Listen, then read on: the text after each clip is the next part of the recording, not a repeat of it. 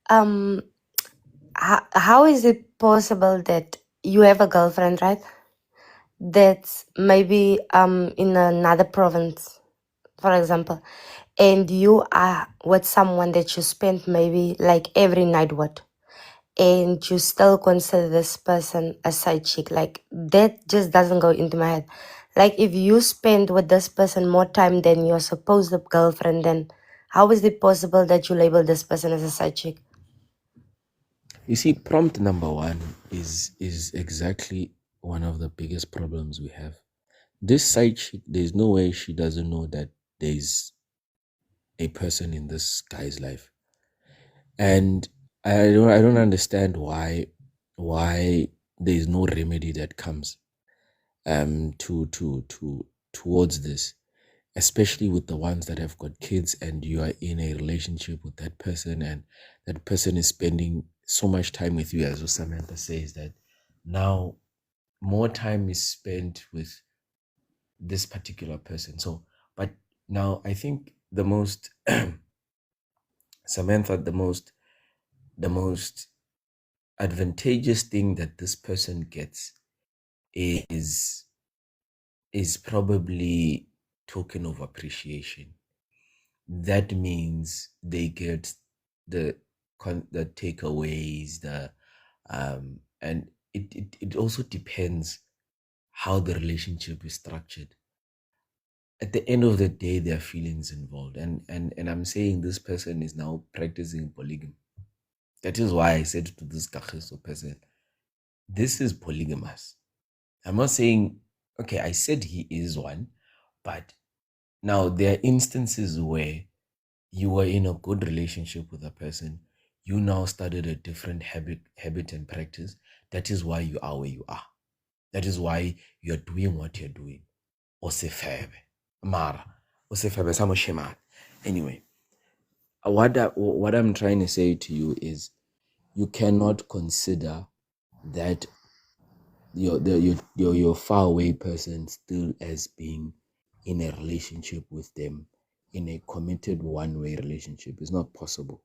You ought to speak up and tell everyone what you're doing, or something will give.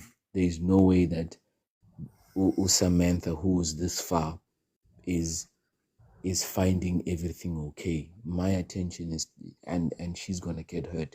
She's already suspecting something. So auntie here is enjoying the benefits that you are supposed to enjoy. But also it speaks to me. I know that I want to show you love every day through acts of service.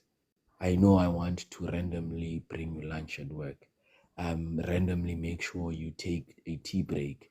Make sure that I surprise you by picking you up once. You can leave your car at work, you'll get it tomorrow, whatever the case may be. I can come and take your car to the car wash, drop off mine, go get it serviced. That is who I am. And if you are far, and you and I as ancient is saying, the original me wants to show you this, and if you know that I am a person of acts of service, the moment you go away, our relationship is going to strain, because I want to constantly massage your feet. I want to make you breakfast in bed. And the moment that stops, I'm going to do it to someone else. So that relationship, you ought to look into that relationship, Samantha. How was it in the beginning? Is my man a person of quality time? The moment your man is a quality time, 3 months must not go by. You must be living together. You must have rearranged. If he is a person that is not clingy, and wants to get you tokens of appreciation, he's got career guy, he's got delivery systems, he can just, and you will always be happy. You would not even realize that he's gone. That is the setup of your relationship. So I believe that it is very true as to what is your love language. Are you honest with who you are? Do you know what you want? But also it's equal and opposite. What is the language you give when you don't have abundance of? So if you have less of quality time, how do you react? Aige.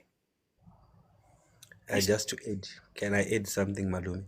Uh, I think the other thing with the side chick issue is on the fact of the let's say the lady fully knowing that there is someone, being able to breathe in when the call comes in, being able to hide in the wardrobe when they are doing their video call.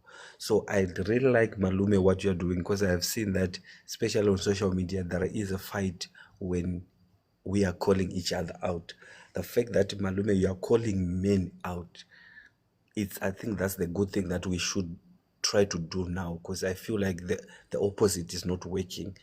As Malume, you were always saying, men, we must be better. I think it's easy to receive it when you are saying it. And also, same should be done to the ladies, and they should do that themselves. Let us not tell them, because the moment we start telling them that don't do this, it becomes an attack and a men versus women kind of a thing. So if they are to call each other out that you as a girl don't put yourself to a low standard, that you are said to go into the wardrobe when they are making a video call. Don't lower yourself to go to a person who says, I have my person, but I still want you also. But that can only be done ladies to ladies, because the moment we say it, it becomes a fight of gender fight. And the same applies with even women when they say to guys, stop cheating and stuff like that. Very good advice. But because the moment it comes from the opposite sex, it kind of becomes a fight.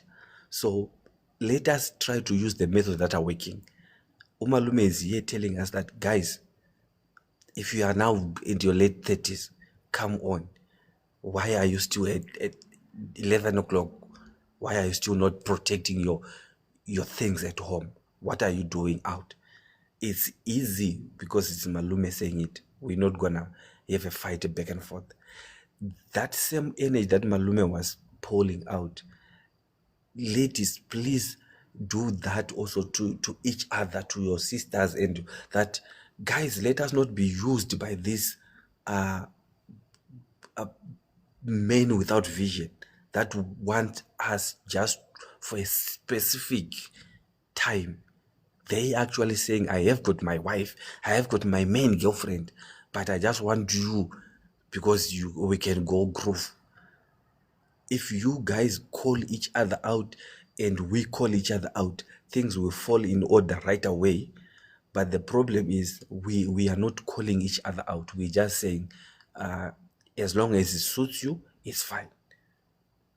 As long as it doesn't hate me, it's fine. So it is good that Malume was actually coming out on us and saying, guys, what kind of a man are you? You are not brought up to be like that.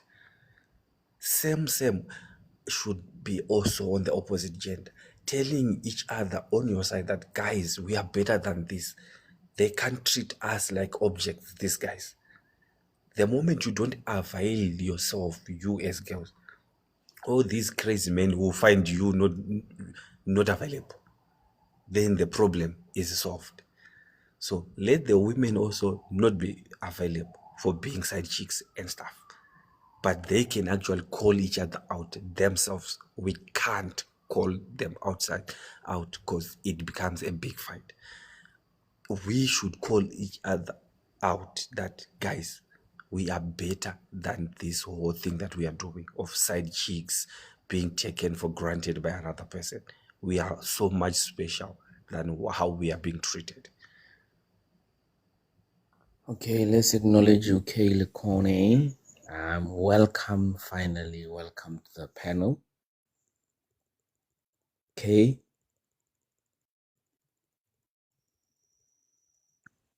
Hey, are you there?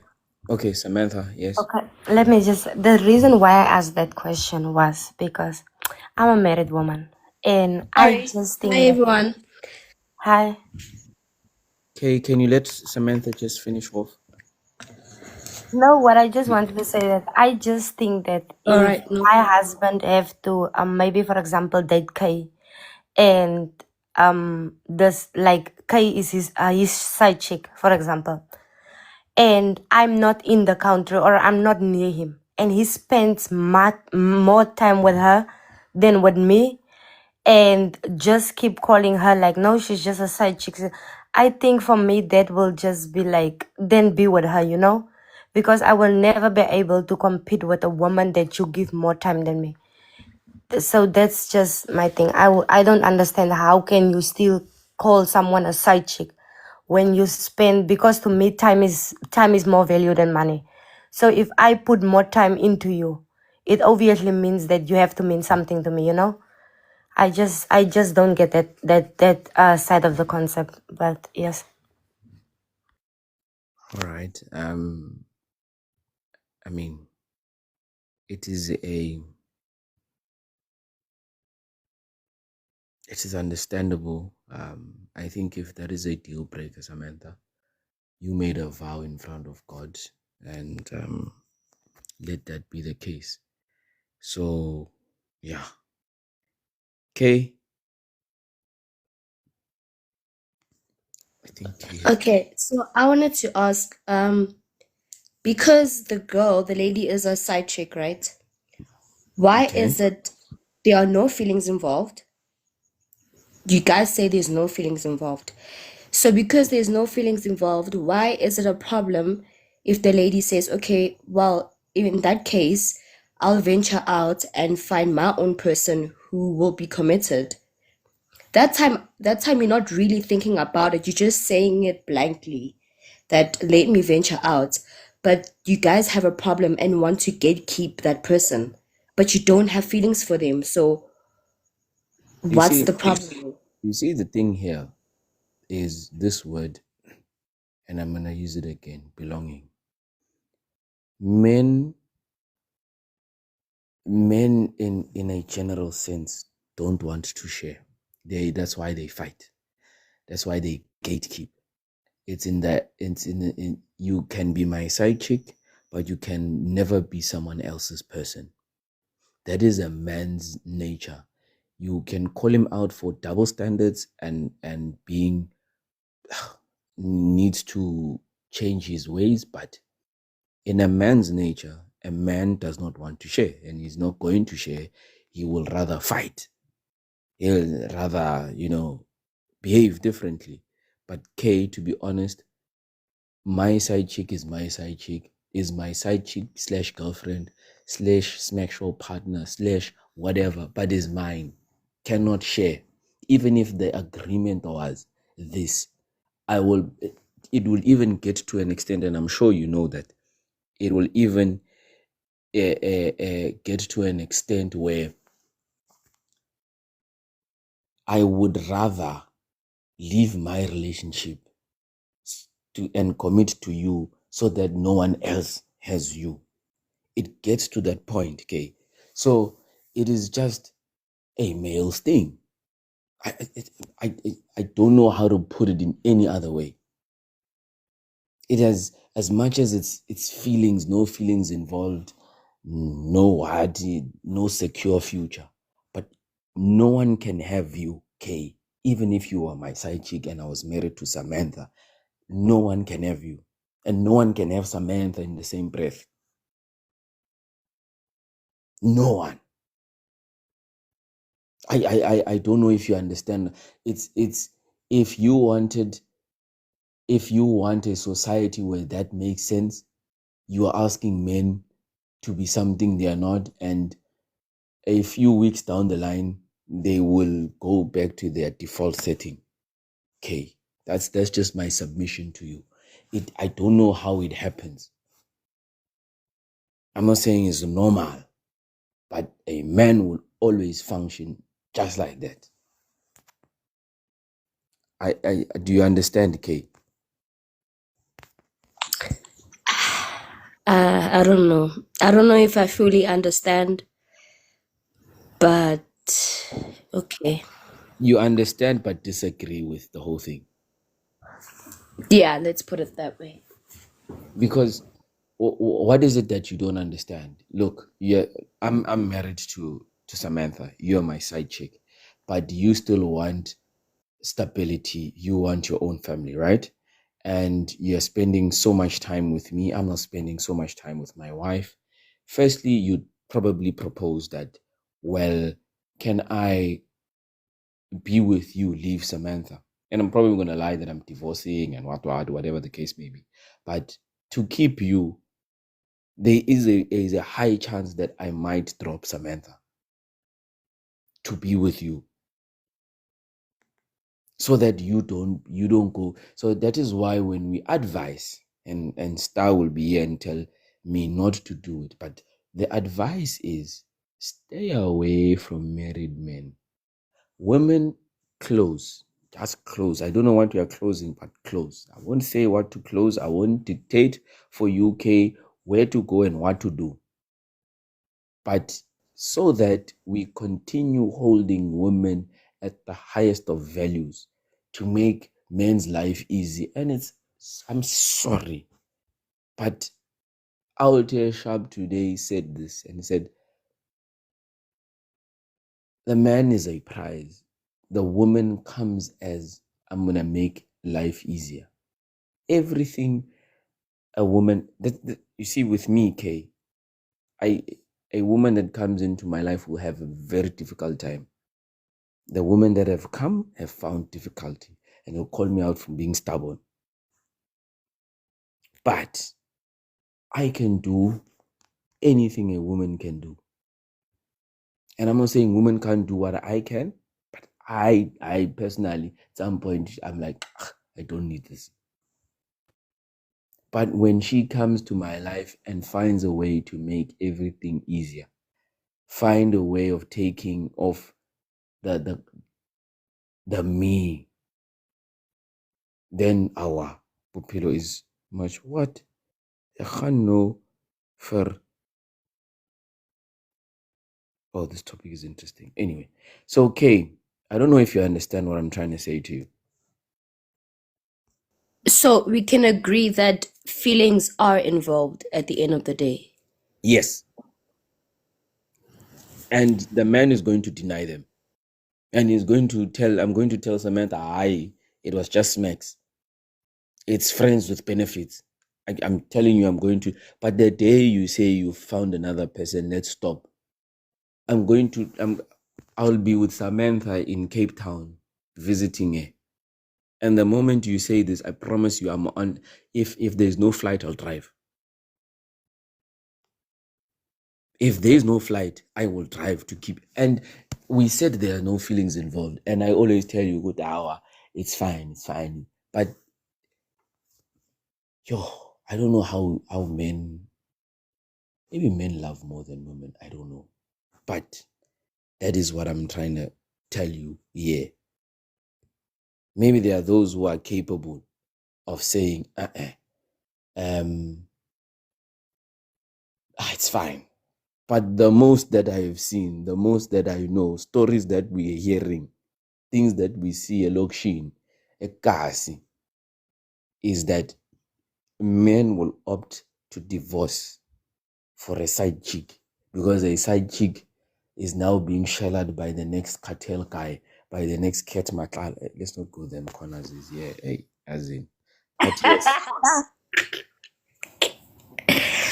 Yo, okay. I don't encourage people dating married people, but this was just a question based off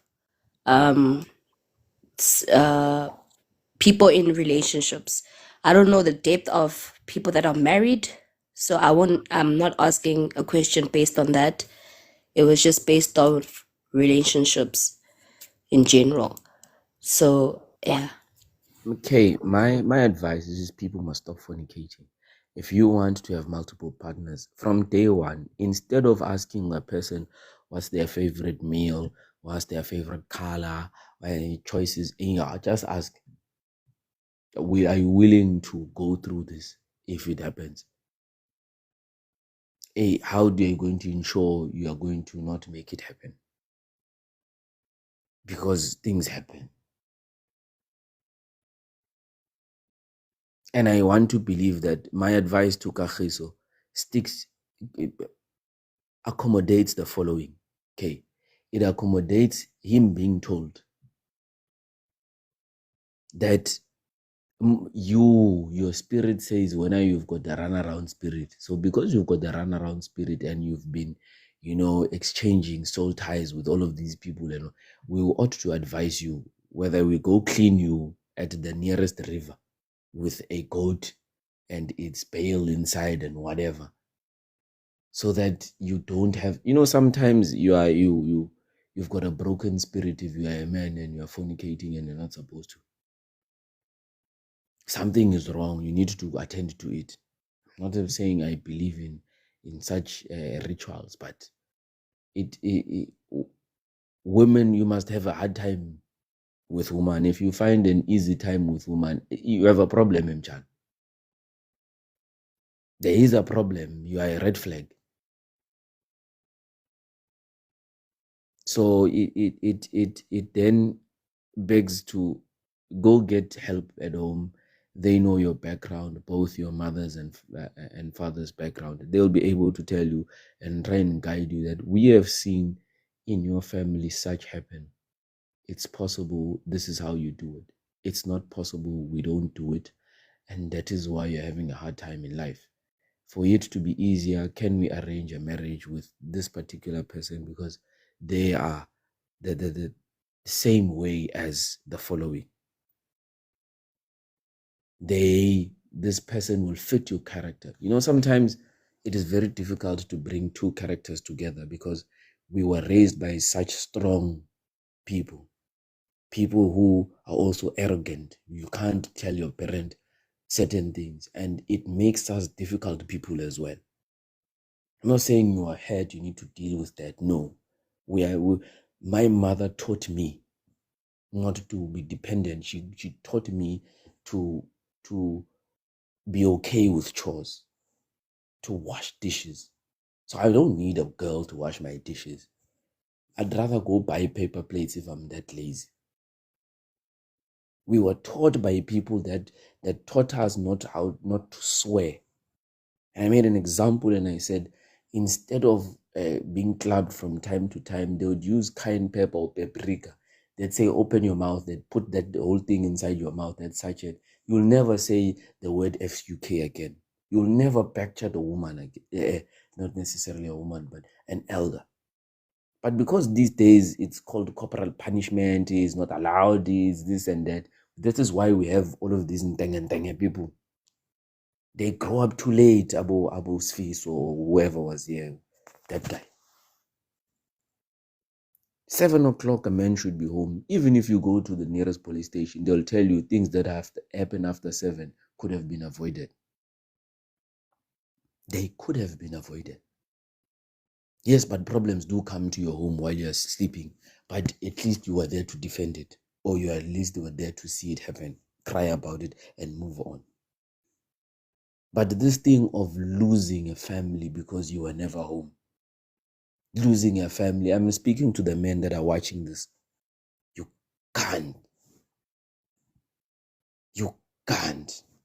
If you have a side chick, bring her home, introduce her to the wife, be polygamy. There's nothing wrong with that. And if the lady says no, or says yes, or says let's open an open relationship, men hardly ever agree to an open relationship, but okay. Guys, let me stop there because hey, you will tell me. Anyway, anyone wants to say something? Mr. Ancient? Then I'm sorry, I want to ask a question.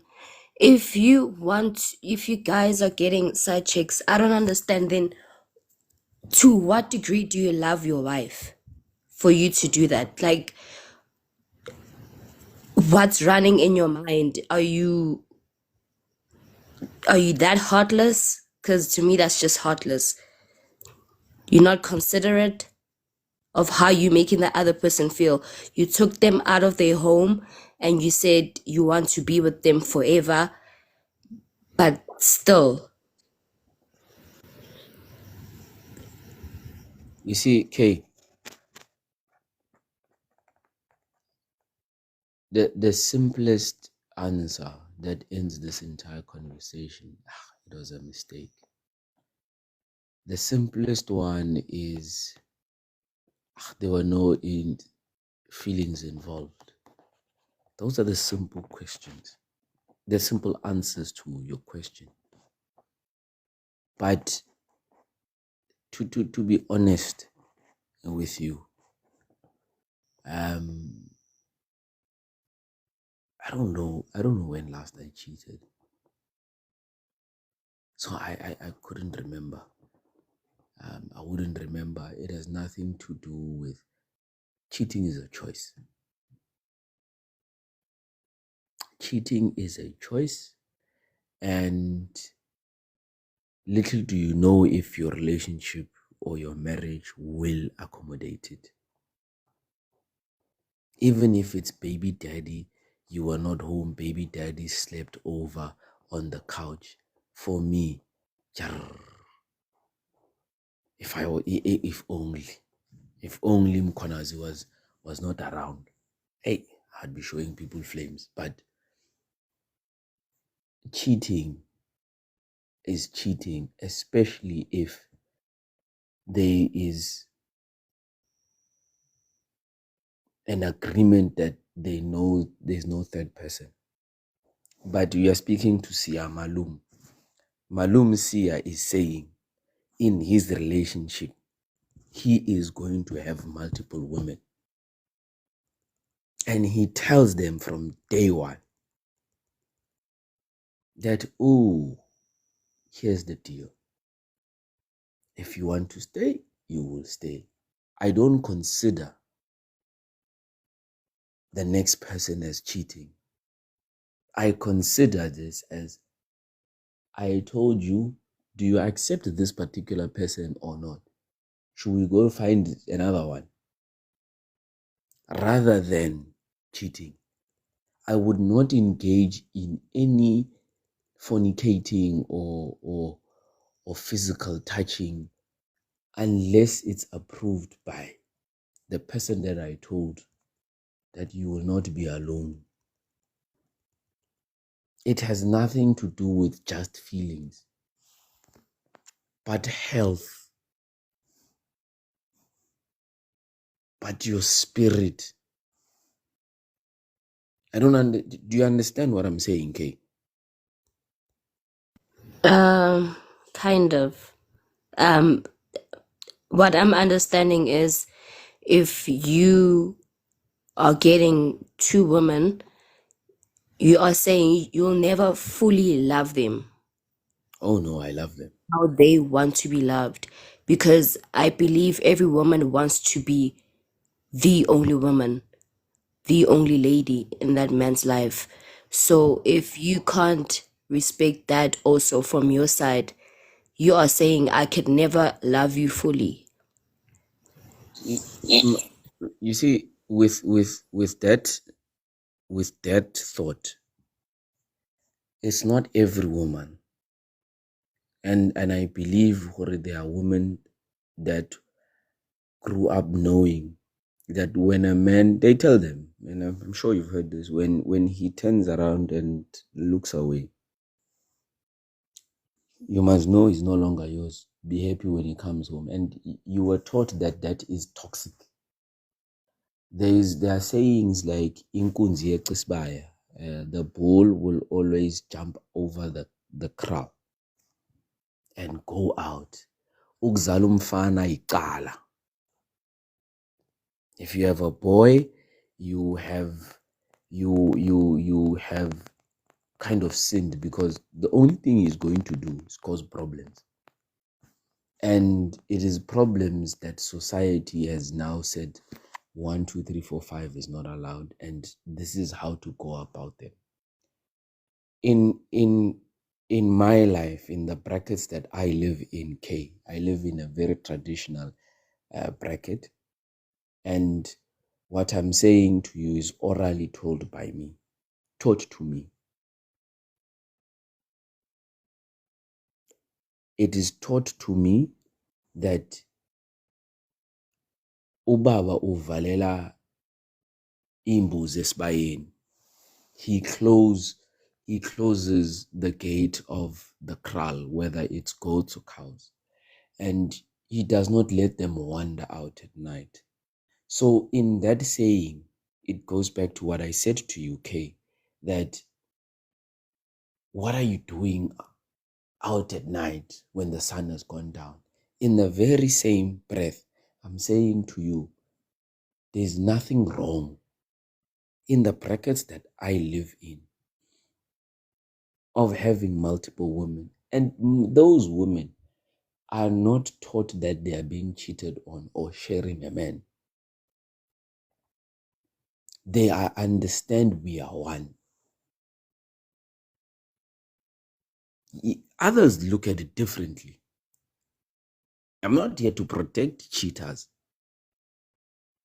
I am taught that this is not cheating when you are telling it as a male to when your family members, elders, sit your lady down and say, we are expecting him to have more than one. Will you be okay with it? No. Do you want assistance with that? That's why when I came in, Kay, I said to Ukageso, you can't be chewing with one side of your mouth as a man. Indoda ayihlafuni ngemhlathi womunye oyi-one, ihlafuna ngemhlathi yombili. One of the best football players must be able to kick with the left and right. Can't have a person who has to turn and must shoot to the nearest goal with one foot. No, we use those kind of sayings,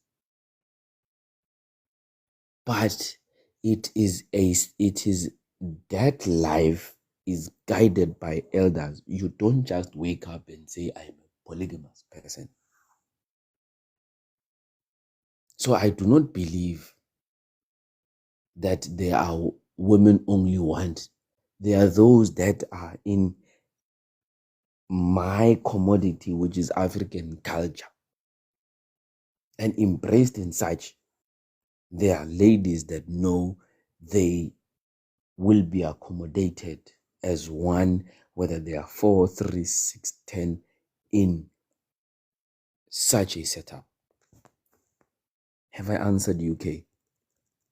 Then would you agree and be okay with the fact that if you have a daughter and she ends up in this kind of situation, would you allow it? She would have been taught by the elders that it is okay. And it is not for me to dictate. It is for those that know beyond my knowledge. Because remember, one of the very first things for a male to be seen to be polygamous comes from the adults at home. They advise the parents. So I would have been advised to prepare for such, that she might be okay in such a setup. And as long as she has a sense of belonging in that family, I'm okay with it, even if it was my own sister. If But she, in this yes, scenario, I'm just gonna create a scenario. Your daughter finds herself in a situation where she did not expect to be in a polygamous relationship. She finds out in the middle of everything, and she comes back to you and complains. it's a So relationship or marriage. now because you are traditional and she's from a new generation and she doesn't understand everything that's happening, but somehow she finds herself in a polygamous relationship, now what? It's a relationship or marriage. A relationship that's heading to marriage, because that's how it starts anyway. If the initial agreement wasn't that, it won't get there. Of course, the heart wants what it wants, but I mean, if there's no agreement between the two parties, the male and the female, that this is the way forward, I think it would be a very toxic thing as a father to a daughter to allow her to go through that. I'd have to intervene traditionally so if I can, to say, but this cannot continue. There are so many instances where families get together to agree that these two people cannot be together anymore. So then by means, we ought to try and not make it happen. Or we come back and say, but these two people, they need to understand that they cannot have a third person together. And how do you go about it? Elders know. Simply listen. The problem, we don't listen to our elders. Georgie? But anyway, Kay, do you understand what I'm trying to say? I understand, but I disagree. So it's fine. Hey, Georgie? okay. So I just want to add a bit onto this conversation because I think as women, we become so emotional when these conversations come to the table and we don't want to accept the reality of certain situations. And in the same breath, I also think that we put all the blame on men, and we had this conversation in Samantha's live the other evening. I firmly believe that women should also be held accountable when it comes to cheating. Somebody said earlier that when the side chick is a side chick, she knows she's a side chick. And that is what we need to look at, because there's a lot of women that pretend to not know that the man is in a marriage, but they still carry on. They actually the ones that do the chasing. And we also mentioned this in Samantha's live, that when there is a bit of problems at home, when there's a bit of turmoil and things aren't as comfortable and as happy as they should be, people tend to seek comfort outside, and even the women in that marriage can become part of an outside relationship, because you must know, once somebody gets attention on the outside, it is a very dangerous ground to play on. And with that being said, there's many women, I believe, and this is my personal opinion, that need to show men how to treat you. As a woman, I believe the ball is in your court as well. We can't keep pointing fingers at the man and saying, oh, but the man's a dog to have an affair. Oh, but the man this, the man that. You as the woman, you are adult. You are quite capable of saying no. You are quite capable of refusing his come-ons and whatever the case may be. And even women in the workplace today are very, very vicious in terms of being in the leading seat. They also play with that power, because women now have taken that front seat of being the man in most instances. So I think we need to hold each other accountable. And I can't remember who it was that said earlier, men need to hold men accountable and women need to hold women accountable.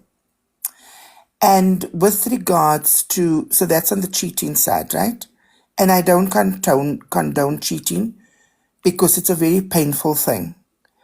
And if you got into a marriage believing that this person belongs to you and you belong to him, and you trust and respect each other, you don't ever think of a day when cheating is going to knock on your door. But this, unfortunately, is life that we live. And like we know, men are hunters. And when they're not getting something at home, they're going to go and hunt outside. And the same with women. If a woman is not being validated at home and she's not being treated like she wants to, and she doesn't leave the marriage, she is soon going to find that attention outside. So we need to know when we step into a marriage, the vows that we took, we need to be serious about it. And we need to be careful that we don't play around with it, because then we are playing with fire. And it's not only two people that get hurt then, it's a ripple effect. It affects the kids.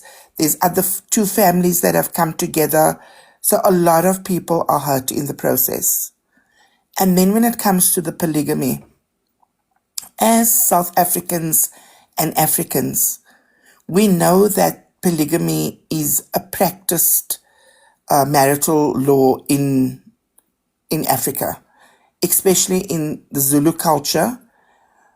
We've seen it with our previous president. We've also seen it with Musa and his 4 wives. And there was actually a write-up with Thuli Madonsela where she actually attacked polygamy, and she called the men in polygamous marriages narcissists, and she called the women in polygamous marriages ideal. I can't get to the word now, but what she was kind of saying is that they are encouraging this behavior, and it is disrespectful and it is wrong. But it is only wrong for you who believes it's wrong, because remember, we're all different. We're unique in our own way. And if something's good for you, it might not be good for me, and vice versa. So I think polygamy, for me, the way I look at it, is definitely a way of preventing a lot of pain and hurt. If the elder wife is in agreement when the husband comes to her and puts his suggestion and his request on the table, and she buys into it as she agrees, so be it. To each its own. We can't judge. But what I'm saying is, what I find wrong is that if you cheat and you're hurting somebody else, that I find wrong. Because nobody's life belongs to anybody in a point where you can actually hurt them to that extent. There was even a story where a mother unalived her kids, all 4 her kids, because she couldn't manage. And these things have ripple effects. So when you're getting into a polygamous marriage and you're getting the support from a man that is financially stable and in a position to look after more than one wife, and you, by your customs and your practices and your beliefs, you want to go for something like that, so be it. At least you will be taken care of and your kids will be taken care of. As long as you understand what you're getting yourself into. It's not for everybody. Some women stick out cheating relationships. They stay in it forever. Like on the board here, all the friends' husbands cheat. Why don't they want me to get married to a cheater?